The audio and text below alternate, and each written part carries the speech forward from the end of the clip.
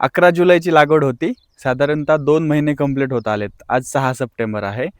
साधारणतः एकदम 2 फुटापर्यंत झाडांची ग्रोथ झालेली आहे. तुम्ही बघू शकताय. गवताचं प्रमाण जास्त झालेलं आहे कारण कंटिन्यू पाऊस होता. त्याच्यामुळं याच्यामध्ये ट्रॅक्टर चालवणं शक्य नव्हतं. तर आपण आता 2 दिवसापूर्वी ट्राय केलं होतं ट्रॅक्टर चालतोय की नाही म्हणून. तर चालत होता पण थोडंसं ट्रॅक्टरला थोडंसं गवत गुतत होतं. म्हणजे ओलावा थोडा जास्त होता, वापसा नव्हता. म्हणून आपण थांबलोय आणि आता आपण याच्यामध्ये ट्रॅक्टर चालवून खुरपणी चालू करणार आहे.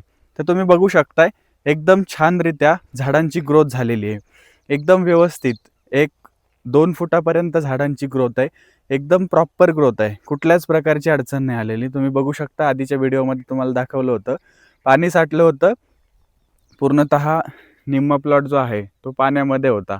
पण इथल्या जमिनी मुरमाड आहेत. मुरमाड असल्यामुळं पाणी जास्त वेळ टिकत नाही. पूर्णतः निघून जातं आणि निचरा होतो प्रॉपर. पाऊस झाला तरी आपण दुसऱ्या-तिसऱ्या दिवशी याच्यामध्ये चालू शकतो. त्याच्यामुळं कुठलीच अडचण येत नाही. एकदम छानरीत्या याची ग्रोथ आहे.